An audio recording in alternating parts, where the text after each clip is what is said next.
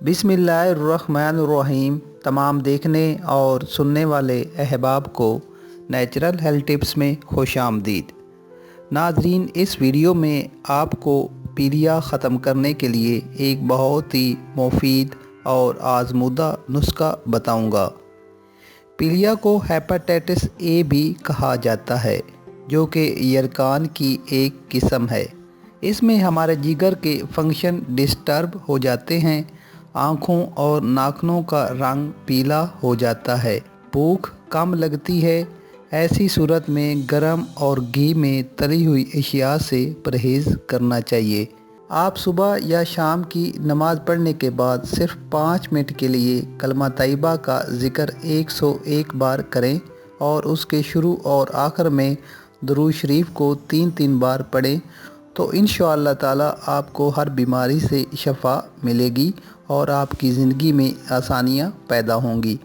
नुस्खा बताने से पहले आप सब दोस्तों से रिक्वेस्ट है कि प्लीज़ आप मेरे चैनल को ज़रूर सब्सक्राइब करें। इज्ज़ाए नुस्खा: अरके गुलाब 250 मिलीलीटर। अगर अरके गुलाब ना मिले तो आप पानी को बॉयल करके भी इसके 250 मिलीलीटर इस्तेमाल कर सकते हैं। इमली 20 ग्राम, आलू बुखारा 30 ग्राम, अनारदाना खुश्क 50 ग्राम, छोटी इलायची का पाउडर। आपने छोटी इलायची के बीज निकाल लेने हैं और उसका पाउडर बनाना है। ये आपने 20 ग्राम लेने हैं। तमाम अज़्ज़ा को 250 मिलीलीटर अरके गुलाब या पानी में डालकर किसी बर्तन में रात भर के लिए भिगो कर रख दें। सुबह तमाम अज़्ज़ा को इसी पानी में अच्छी तरह हाथ से मलें।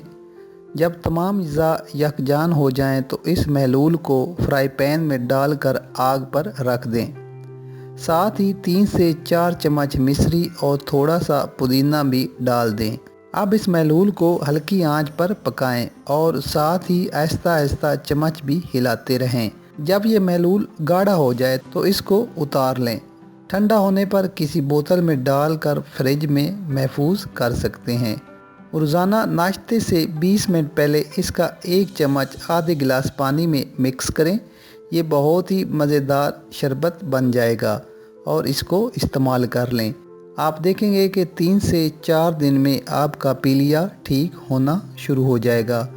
मुकम्मल सेहतयाबी तक इसको इस्तेमाल करते रहें, इसका कोई साइड इफ़ेक्ट नहीं।